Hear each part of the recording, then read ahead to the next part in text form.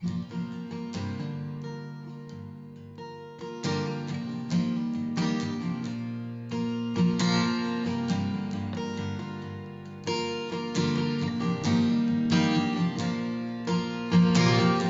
kind of brings us together in what we do to break stereotypes, and that's huge to me because I grew up, obviously, dark-skinned from a Native American community, and I know some of the stereotypes that were faced. And you see a lot of stereotypes when you leave Oklahoma. We went to Europe of people not knowing, but being able to unite people through music. You can take a Muslim, a Christian, a Jew, an atheist, an agnostic, somewhere from different cultures that don't even speak the same language. But if they spoke music, you could set all those people in the same room and they could produce harmony. They don't have to know anything else other than they're producing harmony through music. And that's always been very powerful.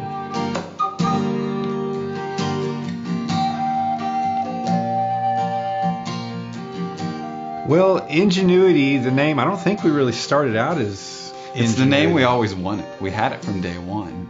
And we were actually afraid to use it just because of the racial connotation with engine.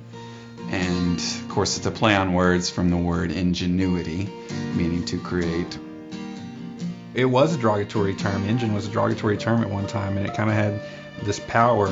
And so, we took that and said, there's not going to be power over us doing something positive. So in an ingenious way, if you will, it's taking the native flute, a cultural sound, a historic sound, an iconic sound, and blending it and mimicking kind of how some of our tribe had to survive through the ages of incorporating new things, metal, tools, different trade goods.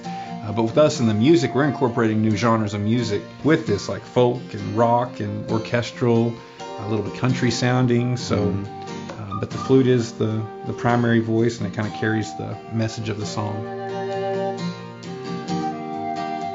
We met 10 years ago, actually met working for the Chickasaw Nation in Ada, Oklahoma. Brad was a solo artist at the time. He was doing solo performances on the native flute. I started running sound for him, for his shows, just because that was my background. That's what I knew. So it was cool. I ran sound for a few of his gigs. And then I was like, well, you know what? I play guitar. I think that'd be cool to add to the flute. And he thought it was a good idea, and I thought it was a good idea. It seemed like it happened instantly. Couple but of in months, the first, yeah, it seemed like probably a month. We had 6 or 7 songs written, and we got in the studio as quick as we could and put out a demo. A little EP. And it's called Unconquered. It's our first ever recorded work as a group, and it's still out there today, and people still seem to enjoy it. I think our first concert we played was just, we got asked to do some dinner music. And just the response from us playing some background dinner music, starting off on the acoustic guitar and the flute, was pretty positive. So we grew from there. Brad and I performed for probably about 5 years as a duet, and it got to the point where we said, you know what, we really need to take this to the next level, and obviously that means having a full band. We added Brian Harrison and Philip Sullivan, and they actually work with us too, with the Chickasaw Nation. They picked right up. They grabbed it. Both guys are pro players, so they're awesome fit with the band. Yeah. Some of you guys have never heard this before. Our slogan is, we're not your grandfather's flute music. And as you've heard, we incorporated with different styles and genres of music, but the Native American flute is the primary voice and instrument you hear. So historically, if you look at it, I'm Choctaw. Jeff's Chickasaw. What I always found unique is our people used to be one tribe before they split. And so, the hundreds of years ago through our oral tradition, when we split and became the Chickasaw and the Choctaw, I've always seen the music of Ingenuity as kind of a reintertwining of that, and that happened in Ada. And I know the Chickasaw Nation's headquartered here in Ada. All of our members were born and raised here in Ada, and Ada's where we got our start, and it's where we continue to call home. Well, a lot of our music's based off of history. It's based off experiences, stories we've heard, trips we've taken back to what the Chickasaw and Choctaw original homelands used to be, parts of Mississippi, Tennessee, Alabama, that area, Georgia. So there's a lot of historic sites and a lot of history there that we're still connected to physically and spiritually.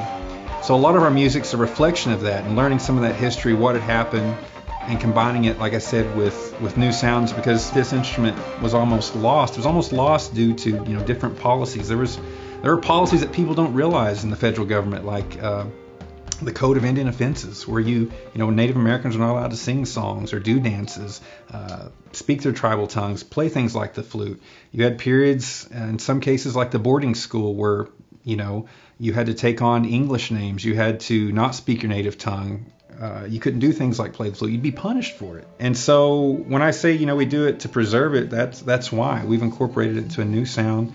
And the songs we write kind of reflect that history and where it's come from. Believe it or not, Native Americans, they were the first musicians here. The flute's the third oldest instrument known to man. What we like to tell people with that is we're still here.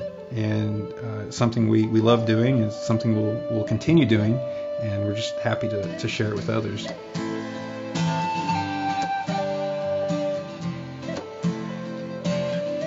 I think when we first came out, there weren't a lot of people doing what we were doing. Our slogan is, we're not your grandfather's flute music. We combine it with some rock drums or rock bass or electric guitars, things you wouldn't necessarily think of when you look at the native flute, but we've kind of modernized it. It still has that cultural sound, that historic sound, that sound that defines a lot of our heritage, but it also incorporates modern times and modern things that we're doing. When it first came out, it was picked up on some stations on XM satellite radio that they did some interviews, and some magazines that came out across the United States, publications that kind of reviewed it. And the interesting thing is we've never really went out and sought performances or sought promotion. It's just always happened. And in that time, in this 10-year period, we've got to travel Europe, travel all across the United States, different festivals, all across Oklahoma. I don't know many genres out there that appeal to all generations and all ages. And even people who may have never even considered listening to Native American music or native flute, they find something in the music too that they can enjoy. So it's cool how it appeals to a lot of different people. It may be a fast rock song or a little heavier rock song, or it may be a smooth classical sounding orchestral piece that draws people in, but the thing that unites it all is it's all coming from the native flute. So it's what tells the story, tells the emotion, and this is what draws people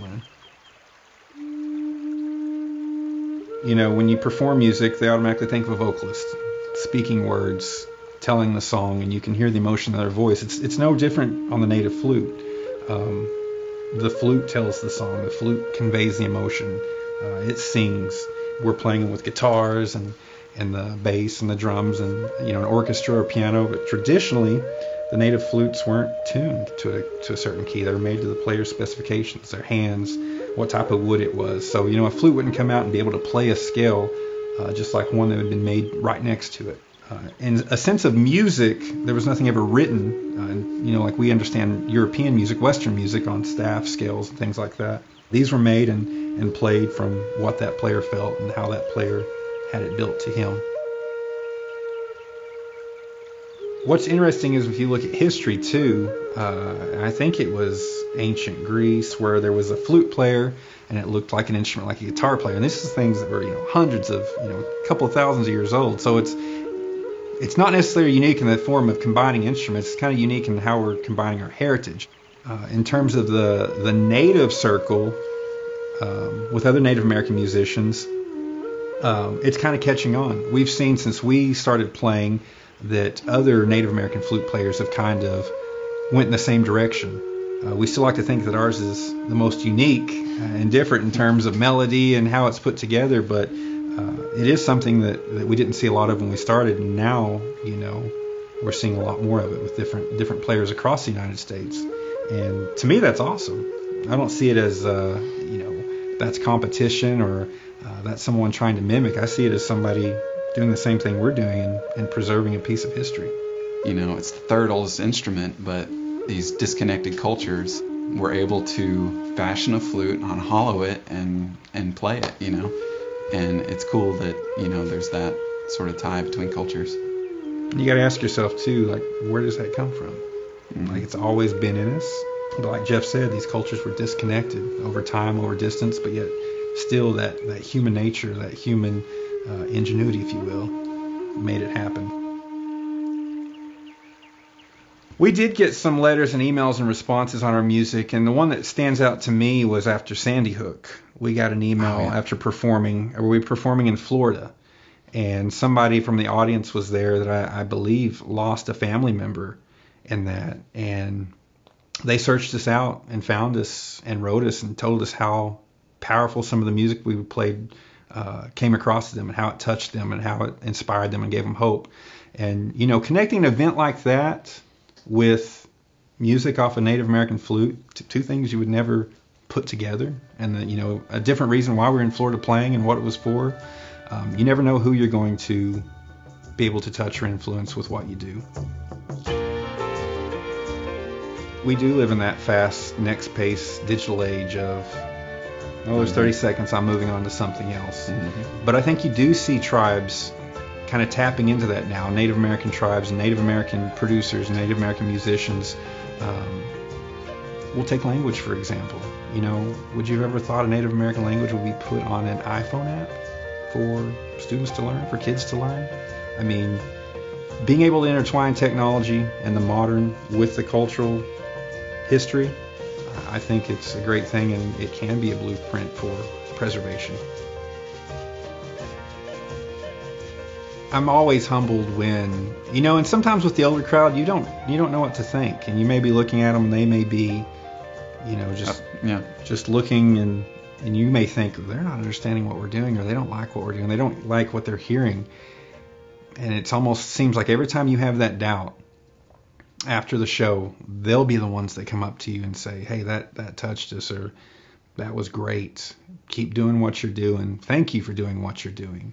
Because, you know, obviously the band that we play with, Jeff, myself included, you know, there are other genres we could play. There are other music paths that we could have taken, but we were drawn to this one. Mm-hmm. And I think we were drawn to it for a reason.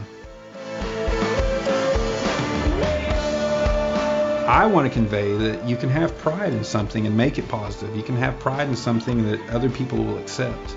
And if you told me 10, 12 years ago that by playing the Native American flute I would get to see the world, meet new, interesting people all across this great country, I would laugh and said, what?